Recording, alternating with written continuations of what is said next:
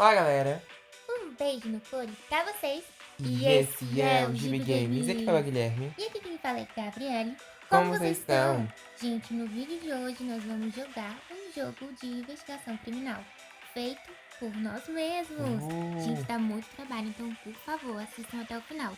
O que significa um jogo de investigação criminal? Já viram aqueles jogos que a gente lê o PDF?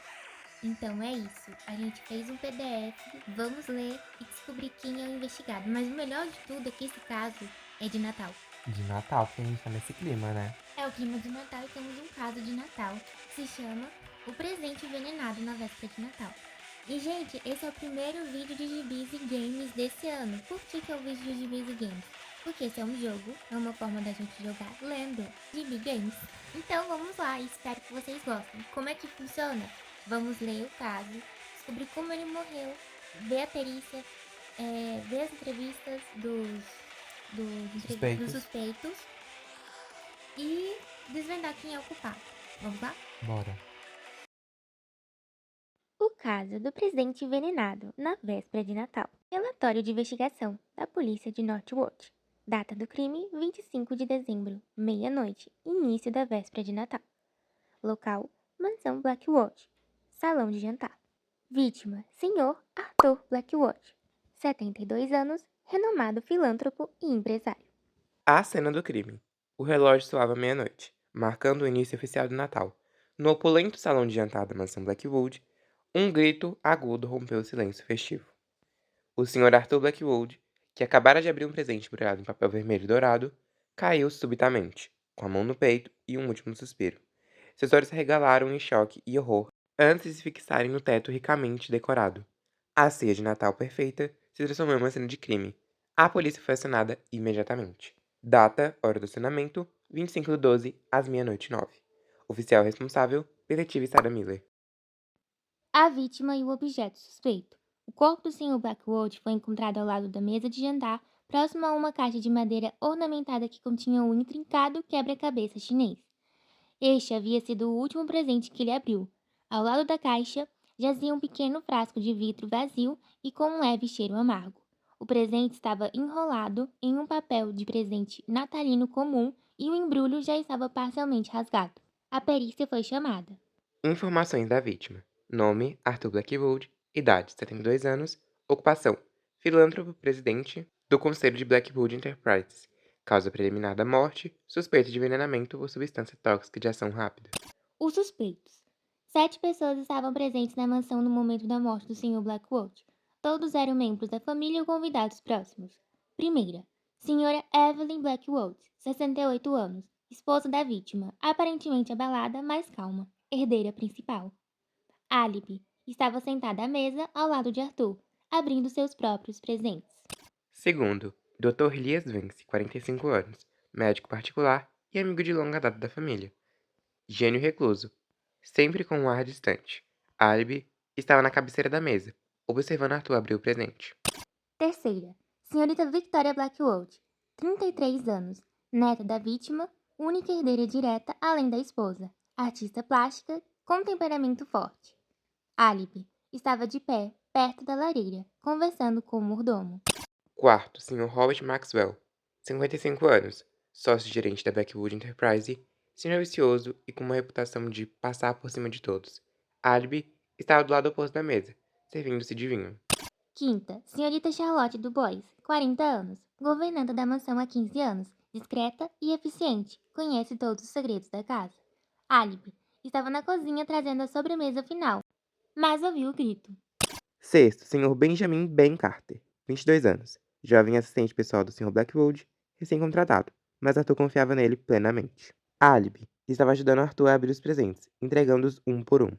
Sétimo, Sr. Albert Finch, 60 anos, mordomo da mansão, leal à família por décadas, mas conhecido por ser um pouco rabugento e protetor. Álibi estava de pé ao lado da mesa, perto da Victoria, organizando os presentes abertos. Relatório de investigação da polícia de Northwood.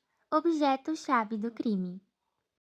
Aqui nós temos o laço no presente, temos o presente, que é o jogo chinês, temos a impressão digital e o veneno. Preste atenção no que os suspeitos estavam fazendo e os objetos. Depoimento-chave. Senhorita Evelyn Blackwood. Foi horrível. Arthur estava tão feliz abrindo os presentes. Aquele quebra-cabeça. Ele adorava esses desafios.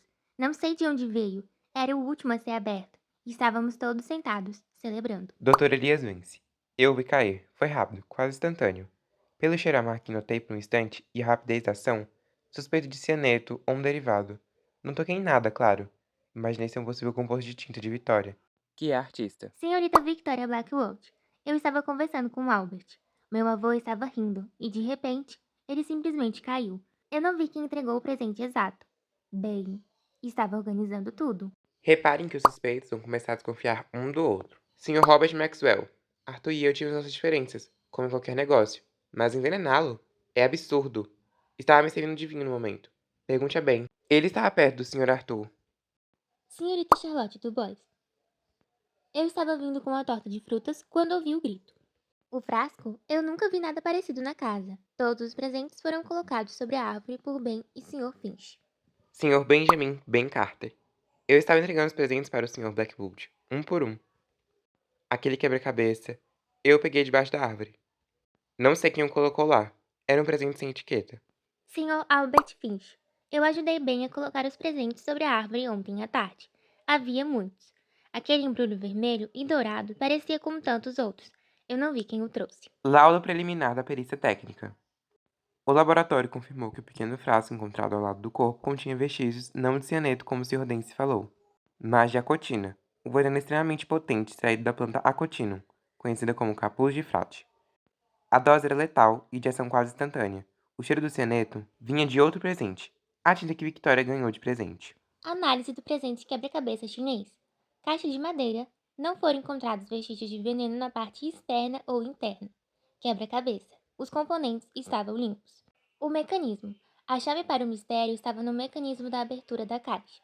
O quebra-cabeça só podia ser aberto movendo-se uma peça específica. A cotina não estava no presente, mas no embrulho. O embrulho. A parte interna do papel de presente vermelho dourado, exatamente onde a mão do Sr. Blackwood o rasgou, estava impregnada com uma substância oleosa. O laudo confirmou. A cortina havia sido misturada a uma cera de vela de Natal para garantir a fixação, e foi absorvida pela pele do Arthur ao contato, quando ele pegou o embrulho. Conclusão da perícia. O presente, quebra-cabeça, foi usado como distração. O real mecanismo do crime foi o papel de embrulho envenenado. O assassino preparou o embrulho para que o veneno fosse liberado no momento em que Arthur o abrisse. O foco na logística dos presentes. A investigação se voltou para a única maneira de o veneno ter sido aplicado e entregue, a logística dos presentes e o acesso ao papel de embrulho. Interrogatório focado em Ben Carter e Albert Finch. É como falamos, prestem atenção no que os suspeitos falam e, de acordo com o que os suspeitos falaram, Ben e Albert são os que estão mais envolvidos na história. Lembrando, Ben é o assistente pessoal e Albert é o mordomo. Seguindo a leitura, ambos admitiram ter manuseado todos os presentes que estavam debaixo da árvore na tarde do dia 24. Detetive Miller.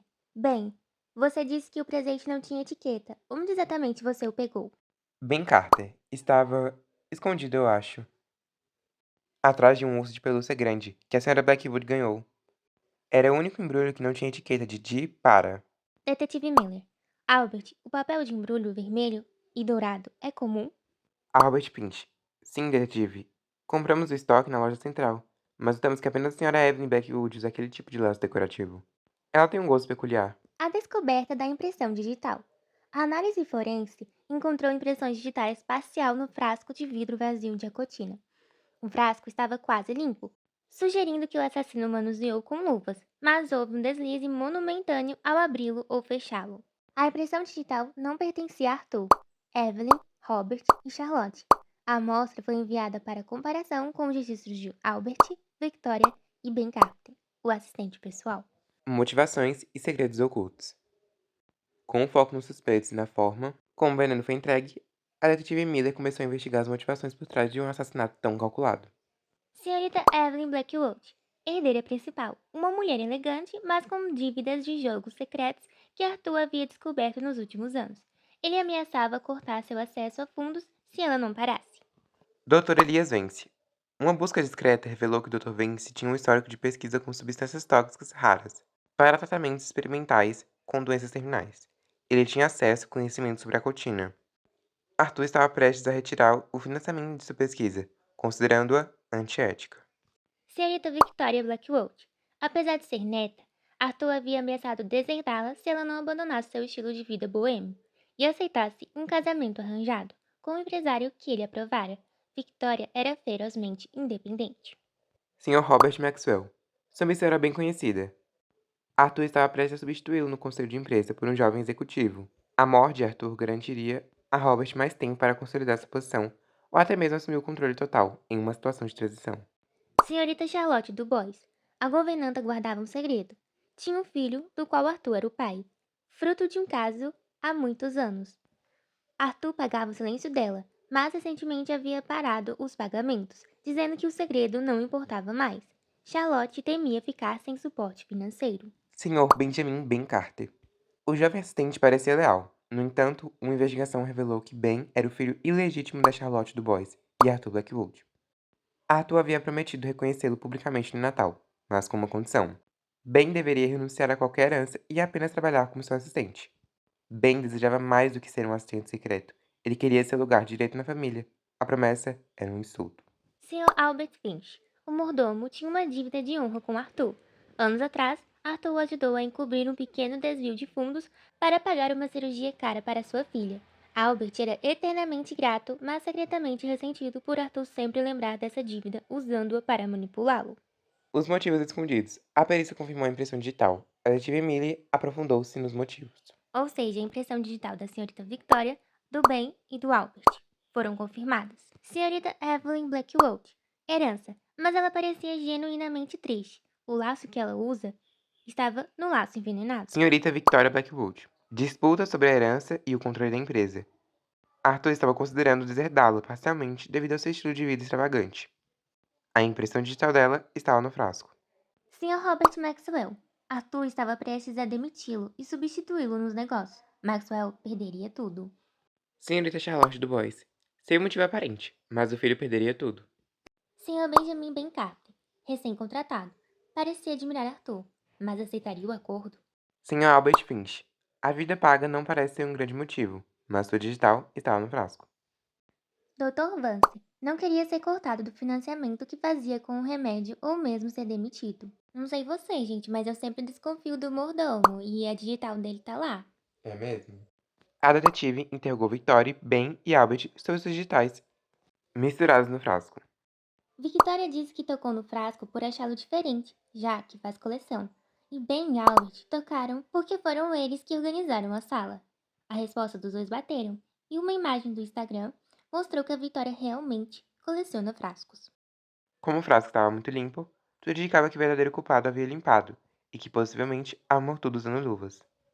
Investigações não acharam registro de compra ou laço por parte da viúva nas últimas semanas. Senhora Charlotte que pediu para que o Ben desse a tinta de presente para Vitória com a esperança dele se aproximar da família. A mesma tinta que Dance argumentou ter cianeto. Ben era o único dos interrogados que não sabia que o Sr. Arthur gostava de jogos de quebra-cabeça chineses. Logo, estes foram os investigados que foram tirados da linha principal de possíveis suspeitos do crime. Investigação. Uma investigação mais aprofundada sobre o Dr. Elias Vance revelou um segredo obscuro: dívidas. Dr. Vance tinha dívidas enormes de medicamentos que Arthur vinha secretamente pagando há anos para evitar um escândalo. Chantagem. Arthur havia descoberto que Vance estava usando sua posição para roubar medicamentos caros da Blackwood Enterprise e os vendendo no mercado negro. Arthur planejava expor Vance publicamente após o Natal. Conclusões prévias. Vitória, Albert e Ben não são os verdadeiros culpados, pois o verdadeiro culpado manuseou o frasco com luvas. Ben não sabia que Arthur gostava de jogos chineses, logo não foi ele a comprar. Evelyn não comprou o laço, e todos os laços que ela afirmava ter foram encontrados no seu quarto. Com todas as evidências adquiridas, o culpado foi revelado. Possíveis culpados agora: Maxwell, Ele sabia que ia ser demitido. Dr. Elias Vance, Arthur ia expô-lo após o Natal. E a governanta? O filho dela não ia ser reconhecido como ela queria. E aí, quem vocês acham que é o verdadeiro culpado? Deixem aí nos comentários. A resposta está bem clara e sutilmente em todo o texto que lemos até agora. Nós vamos dizer para vocês quem é, mas antes, Curta, comente e compartilhe. Se inscreva no canal se você gostou dessa história ou se você quer mais. resolução no caso. Acesso ao veneno. Como médico, Vance tinha acesso a substâncias controladas e conhecimento de venenos raros como a acotina, que poderia ser disfarçada em um recipiente discreto. Ele colocou um frasco na cena do crime, sabendo que mais de uma pessoa o tocaria, e colocou um laço de embrulho semelhante ao da senhorita Evelyn para ela ser a principal suspeita do crime. Ele também alegou o cheiro de tinta para a investigação demorar a encontrar o lugar onde o verdadeiro veneno se encontrava. A conexão com o presente e o frasco.